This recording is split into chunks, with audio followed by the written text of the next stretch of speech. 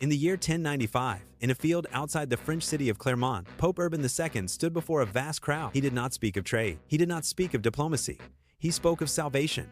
God wills it. With those words, a movement began that would last nearly 2 centuries. The Crusades were not a single war. They were a chain of campaigns stretching from Europe to the Middle East, from Spain to Syria, from Constantinople to Jerusalem. They reshaped kingdoms, collapsed empires, and changed the relationship between Christianity and Islam forever. But what were they really? Holy wars, political power struggles, or something far more complicated? The First Crusade, 1096, 1099.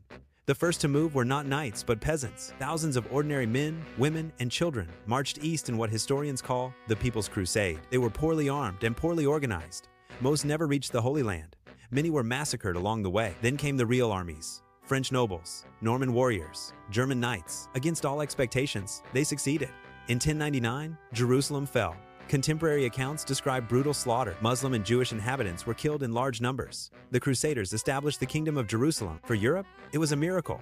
For the Middle East, it was invasion. The Second Crusade, 1147, 1149.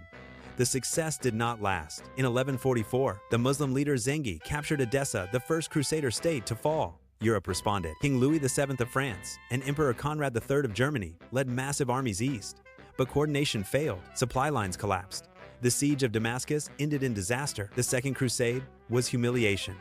The myth of unstoppable Christian armies was shattered. The rise of Saladin and the Third Crusade, 1189, 1192. In 1187, a new leader unified much of the Muslim world, Saladin. At the Battle of Hattin, Crusader forces were decisively defeated. Jerusalem was lost. Europe reacted with shock. 3 kings answered the call. Richard I of England, Philip II of France, Frederick I Barbarossa of the Holy Roman Empire. Frederick drowned before reaching the battlefield. Philip returned home early. Richard, known as Richard the Lionheart, remained. He defeated Saladin in several engagements, but he never retook Jerusalem. Instead, a compromise was reached. Christian pilgrims were allowed access to the city. Neither side won completely. Neither side truly lost. The Fourth Crusade, 1202 1204. The Fourth Crusade was meant to strike Egypt. Instead, it became one of history's greatest ironies. Financial debts to Venice redirected the Crusader army. Political manipulation within the Byzantine Empire did the rest. In 1204, Crusaders sacked Constantinople, the greatest Christian city in the East. Churches were looted, relics were stolen. A Christian army destroyed a Christian capital. The moral authority of the crusading movement was deeply damaged. The divide between Eastern and Western Christianity became permanent. The Fifth Crusade, 1217. 1221. Again, Egypt was targeted. Crusaders captured the port of Damietta, but the Nile flooded. Supplies failed. Retreat became inevitable. Another costly failure.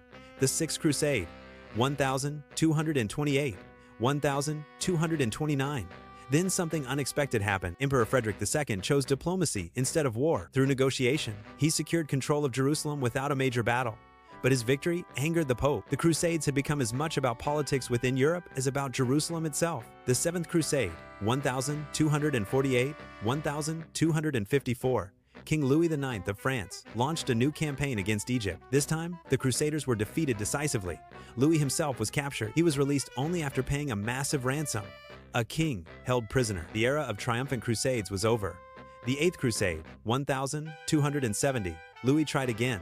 He sailed to North Africa. Disease struck the camp. Louis died. The crusading spirit was fading. The end, 1291. In 1291, the city of Acre, the last major Crusader stronghold, fell. After nearly 200 years, the Crusader presence in the Holy Land ended. What did the Crusades change? The Crusaders failed to hold Jerusalem permanently, but the consequences were enormous. Trade expanded between Europe and the East. Spices, silk, and ideas moved westward. Italian city-states grew wealthy. Military orders became powerful institutions. At the same time, the papacy lost credibility. Kings strengthened their authority. Religious tensions deepened. The Crusades also hardened divisions between Christianity and Islam, divisions that still echo today. Holy war or political ambition. The Crusades began with spiritual language, salvation, forgiveness of sins, divine will. But as time passed, motives shifted. Land, wealth, power.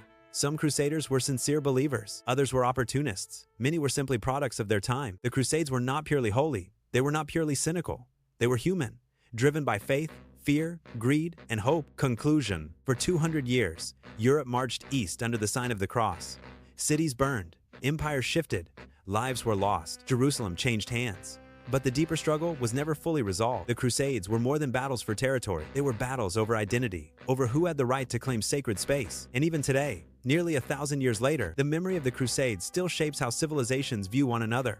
200 years of war in the name of God.